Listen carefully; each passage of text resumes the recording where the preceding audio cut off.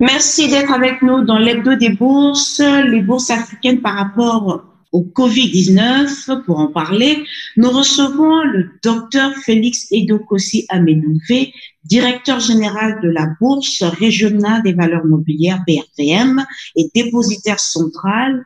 À ce titre, président de l'Association des bourses africaines. Il est également le financier de l'année du classement Financial Africa Award 2019. Docteur Amenouvé, merci d'être avec nous dans PIB. C'est pour nous un plaisir de vous recevoir. Merci, moi aussi, plaisir partagé. Nous sommes également avec le directeur de publication du magazine Financial Africa, M. Adam Awad. Merci d'être avec nous. Comment les bourses africaines font-elles face au Covid-19?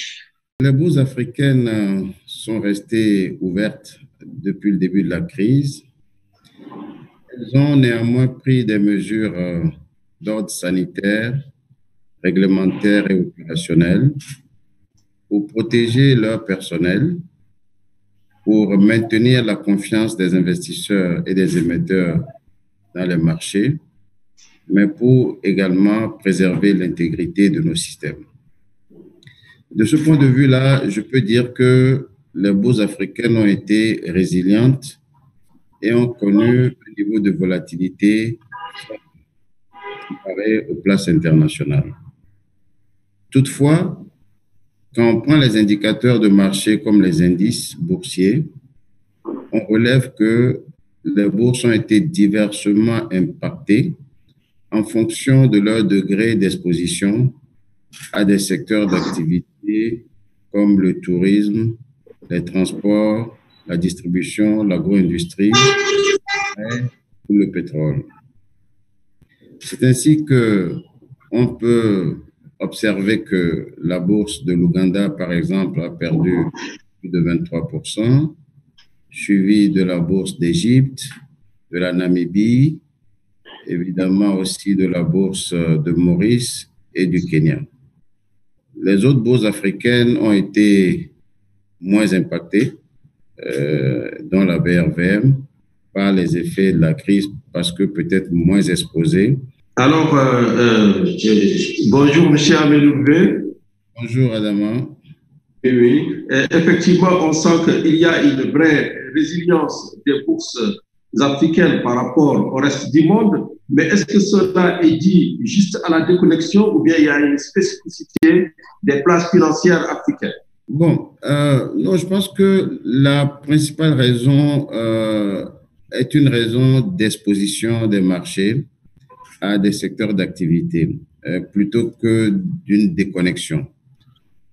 Il est clair que quand vous regardez la plupart des bourses africaines, vous avez des secteurs comme le secteur des télécoms et le secteur bancaire qui sont très dominants, qui ne sont pas les secteurs qui sont impactés en première ligne par les effets de la crise. Alors que les secteurs comme le tourisme, le transport, comme je l'ai dit, la distribution, l'agro-industrie, sont fortement impactés. Donc, aujourd'hui, nos marchés sont plus ou moins un peu protégés par cette faible exposition, mais on peut s'attendre à ce que quand les effets indirects de la crise vont toucher certains acteurs d'activité, comme les banques éventuellement, ou le secteur des télécommunications, on puisse avoir un effet beaucoup plus important. Mais en tout état de cause, ce qu'il faut observer aussi, c'est que les investisseurs de notre, je dirais, continent restent très optimistes par rapport à l'évolution de la croissance en Afrique et restent très optimistes par rapport aux fondamentaux de nos économies. Ça, c'est une bonne nouvelle.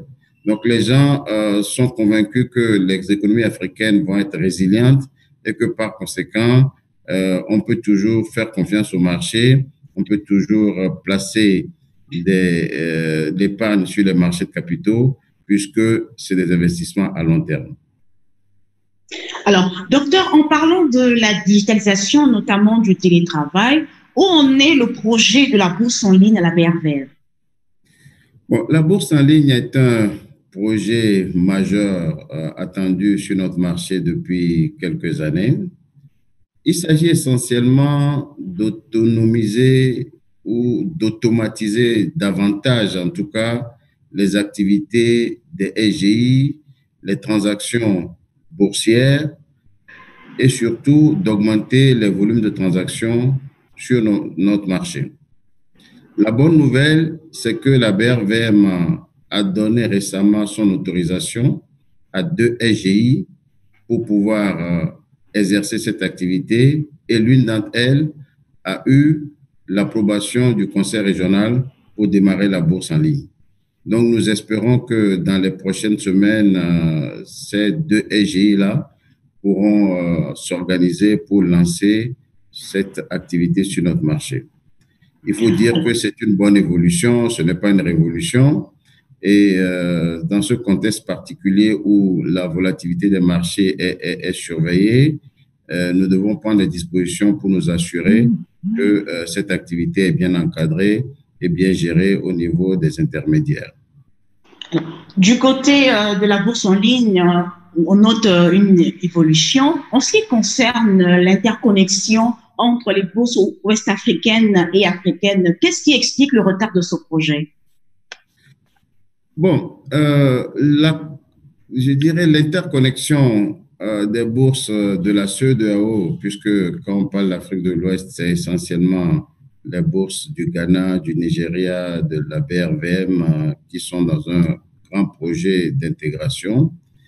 Nous avons beaucoup avancé sur ce projet depuis des années. Je dirais que le cadre opérationnel de cette interconnexion est prêt depuis un certain nombre d'années.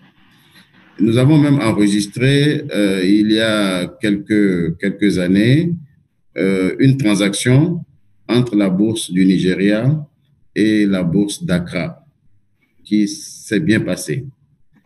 Aujourd'hui, il reste à finaliser le cadre réglementaire et les régulateurs des 3 marchés travaillent sur la question de manière à mettre en place un cadre sécurisé et équitable pour les transactions dans l'espace CEDEAO. Mais nous avons bon espoir qu'une fois que ce cadre-là sera terminé, il serait, je dirais, facile de pouvoir transiger sur les 3 marchés sans aucune difficulté pour les investisseurs de la CEDEAO et les investisseurs internationaux qui auront aussi une seule porte d'entrée à notre espace régional. En ce qui concerne maintenant l'interconnexion au niveau continental, il s'agit d'un projet qui implique les plus grandes bourses du continent, à savoir la bourse de Johannesburg, la bourse du Caire, la bourse de Casablanca, la BRVM, la bourse de Lagos, la bourse de Nairobi et la bourse de Maurice. C'est un projet qui est financé par la BAD et nous sommes en train de travailler sérieusement à son opérationnalisation. En ma qualité aujourd'hui de président de l'Association des bourses africaines, je pilote avec le comité exécutif la phase de sélection du système d'information qui devra gérer la plateforme continentale, la plateforme boursière continentale. Donc, le projet avance et nous espérons pouvoir lancer cette plateforme-là d'ici 2021. Est-ce que cette plateforme voudra dire qu'on pourra avoir des entreprises qui ont plusieurs cotations, une double ou triple cotation sur différents marchés? Est-ce que, par exemple, ça veut dire que quelqu'un qui est au Kenya pourrait investir à Abidjan et vice-versa? Bon, d'abord, c'est une plateforme intégrée. Cela suppose que les bourses sont maintenues, je dirais, dans leur format actuel. Mais elles sont interconnectées. C'est totalement différent de la fusion des bourses. C'est une plateforme où vous verrez tous les matins toutes les sociétés cotées sur les principales bourses concernées et leur carnet d'ordre. Ça, c'est la première chose que je pourrais dire. La deuxième, c'est que effectivement, n'importe quel investisseur du continent ou hors du continent peut accéder à toutes les sociétés cotées sur la plateforme en passant par une SGI ou un courtier dans l'un des pays où la bourse est implantée. Donc, cela veut dire qu'effectivement, un Nigérian peut acheter la Sonatel en passant par un courtier de l'UEMOA. Et cela veut dire qu'un Ivoirien peut acheter les titres de Dangote en passant par un courtier nigérien. Donc, c'est une interconnexion, c'est une façon de faciliter, je dirais, la mobilisation des ressources au niveau de l'espace continental. C'est une façon de permettre aux investisseurs d'avoir une plus grande diversification, je dirais, de leurs placements et d'avoir une exposition plus importante à plusieurs titres dans plusieurs pays. Je pense que c'est l'une des voies les plus indiquées aujourd'hui pour pouvoir mobiliser davantage l'épargne longue pour le financement des entreprises sur notre continent. Ça nous permettra d'avoir un marché plus large, plus profond, plus liquide et par conséquent, ça donnera moins envie aux gens de s'intéresser à des bourses hors de notre continent, notamment les entreprises africaines pourront vouloir maintenant se lister, sachant qu'elles peuvent lever des ressources dans un espace beaucoup plus large. Les fonds de pension africains peuvent intervenir sur plusieurs valeurs dans plusieurs pays en ayant un seul point d'entrée à partir d'un courtier d'un pays de localisation de l'une des bourses connectées.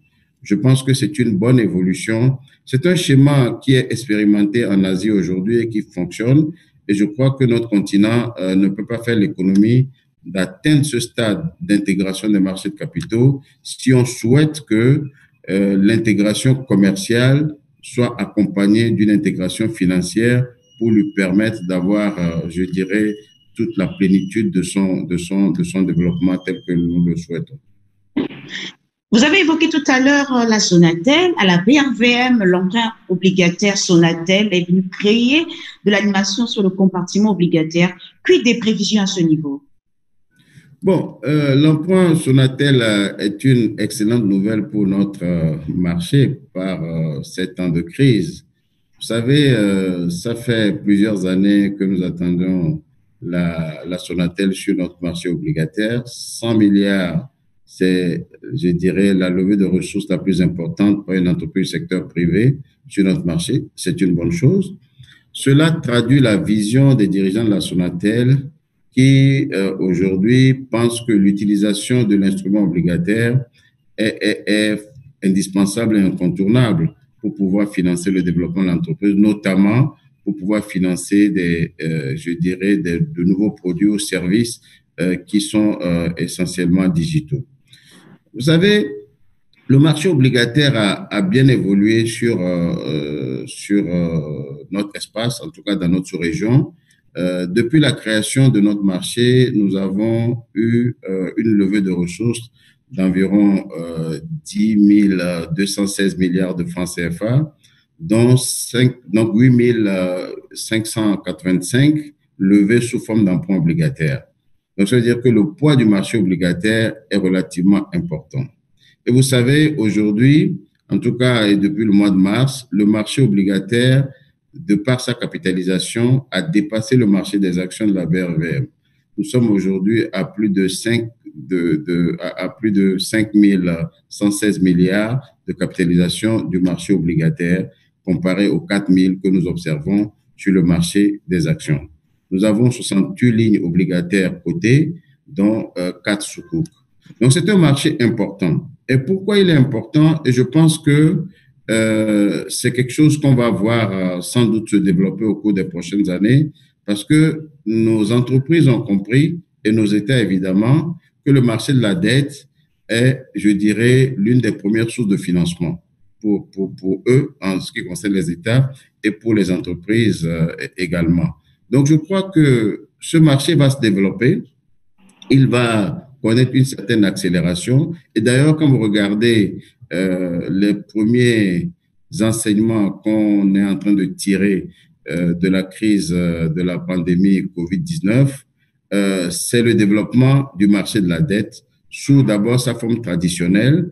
On voit de plus en plus d'États ou d'entreprises émettre des obligations, je dirais, classiques, mais on voit aussi venir des émissions innovantes. comme les green bonds, les social bonds, les diaspora bonds, et l'avenir aujourd'hui du marché obligataire passera forcément par ces produits innovants. Et je crois que dans notre sous-région, des réflexions sont également avancées. Nous y travaillons pour que nos États soient en mesure de solliciter notre marché obligataire pour émettre ce type de produits. Quelles sont les prévisions d'IPO pour le deuxième semestre? Bon, vous savez, ça c'est la partie la plus difficile de notre métier, amener des entreprises à la bourse. L'année dernière, nous avons travaillé sérieusement sur une privatisation, une très, je dirais, importante opération pour notre marché. Malheureusement, ça ne s'est pas fait. Nous espérons que ça va se faire cette année. Bon, la crise est venue perturber le calendrier de réalisation de cette opération, mais nous gardons espoir que nous pourrions la réaliser. Bon, mais évidemment, en dehors des privatisations, il y a d'autres sources d'alimentation de la bourse.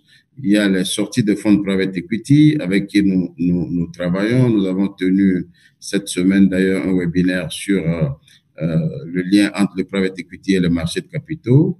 Donc, nous travaillons aussi avec ces fonds-là pour que lors de la sortie de leurs investissements dans les entreprises, ils pensent à utiliser le canal de la bourse. Ce n'est pas toujours évident, mais il faut créer les conditions pour faciliter, je dirais, cette entrée en bourse des sociétés qui ont connu des investissements, je dirais, des fonds de private equity. Et il y a enfin les admissions volontaires et notamment celles des PME que nous préparons à travers notre programme Elite BRVM Launch, qui est un programme de renforcement de capacité, de préparation des PME de notre union à l'accès à notre troisième compartiment. Nous avons aujourd'hui 30 PME qui ont été sélectionnées dans la sous-région, qui donc, je dirais, sont en phase de préparation et nous espérons que certaines de ces PME-là vont sortir par le marché très prochainement et par conséquent alimenter notre marché. Voilà, donc en termes de IPO, on a ces trois, je dirais, avenues, hein, les privatisations, la sortie des fonds de private equity et évidemment le troisième compartiment pour les PME. Les programmes de privatisation des États ne sont pas depuis très longtemps à l'honneur dans l'actualité.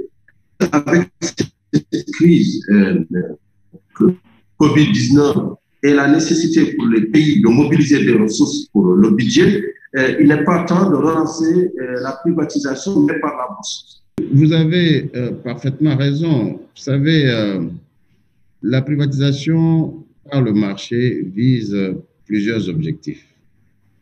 Le premier objectif, c'est d'abord de permettre à l'État de mobiliser des ressources. Le deuxième objectif, c'est d'arrêter les subventions des États aux entreprises qui sont dans son portefeuille. Et le troisième objectif, c'est de permettre le développement de l'actionnariat populaire. Par conséquent, aujourd'hui, les États ayant des besoins importants, je dirais, de mobilisation de ressources pour faire face à la crise ou pour la relance post-crise, l'une des avenues, c'est effectivement de pouvoir sélectionner certaines entreprises d'État et de les privatiser. Et d'ailleurs, quand vous observez ce qui se passe au niveau mondial, particulièrement en Asie, pendant cette phase de crise, il y a plus de privatisation en 2020 dans la zone Asie qu'en 2019. Cela montre bien que, effectivement, les privatisations peuvent être une source, en tout cas, de revenus pour les États pendant cette période-là. Mais au-delà, et comme je l'ai dit, d'apporter des ressources supplémentaires aux États, il y a aussi le fait de pouvoir redistribuer la richesse créée à travers ces entreprises-là au public. Et ça aussi, ça peut permettre effectivement de donner, je dirais, les moyens à ce public-là à travers les dividendes éventuels qui sont payés par ces sociétés-là, au public de pouvoir consommer davantage aussi. Donc, il y a ces objectifs-là qu'on ne peut pas, je dirais, ignorer. Et par conséquent, c'est un instrument qu'on peut regarder de façon très sérieuse. Merci beaucoup. Donc, je disais, M. Améloubé, je pense que nous avons passé en revue toute l'actu des bourses africaines. Peut-être s'il y a un dernier mot en dérogeant aux règles de Dominique. Donc, s'il y a un tout dernier mot, c'est de dire, est-ce que pour 2020, il faut acheter ou vendre? Bon, vous savez, dans notre position de directeur général de la bourse, on ne peut pas faire de recommandations d'achat ou de vente. Mais ce que je pourrais dire, c'est que la crise n'a pas enterré les marchés de capitaux. Les marchés de capitaux se sont présentés plus que jamais comme le baromètre de l'économie et se sont présentés plus que jamais comme, je dirais, les instruments privilégiés pour la mobilisation de ressources. Donc, si on voit les volumes de transactions sur certaines places qui sont en forte progression pendant cette crise-là, si on voit l'évolution de certaines valeurs, là, nous sommes en train d'utiliser Zoom et vous savez que Zoom est l'une des entreprises cotées au Nasdaq qui a connu la plus forte progression pendant cette crise-là. Cela montre bien. Elle va mieux. Oui. Pardon? Exactement. Cela montre bien que certaines valeurs, certaines entreprises qui opèrent dans certains secteurs d'activité sont devenues ou deviendront de plus en plus attractives pour les investisseurs. Donc, la crise a sans doute créé des difficultés à certains secteurs d'activité, mais a constitué une opportunité pour d'autres secteurs d'activité et une opportunité de placement pour des investisseurs. Donc, de ce point de vue-là, je peux dire que il y a un avenir, en tout cas pour les marchés de capitaux et surtout pour certains secteurs d'activité qui pourront se retrouver sur ces marchés. Mais au-delà, je dirais, du marché des actions, je le disais, le marché obligataire va fortement se développer. Et à partir du moment où ce marché aussi est rémunérateur, on peut considérer que c'est un marché qui devrait favoriser la collecte de l'épargne, en tout cas locale, et dans les prochaines années. Et par conséquent, les investisseurs, aussi bien particuliers que institutionnels, peuvent s'intéresser davantage à ces produits de placement qu'on retrouve sur le marché obligataire. Voilà, donc merci beaucoup, docteur Félix Amenouvé, pour tous ces éléments de réponse. Merci d'avoir été des nôtres dans cet hebdo des bourses africaines. Merci Adama, et au plaisir de vous. Bonne journée. Merci, à bientôt. Merci. Merci également à Monsieur Adama Wade, le directeur de publication du magazine Financial Afrique, chroniqueur attitré de Produits Info Brut. Merci également à vous, chers téléspectateurs, pour la confiance renouvelée chaque semaine. Nous vous disons à la semaine prochaine pour un autre numéro de l'Hebdo des bourses africaines.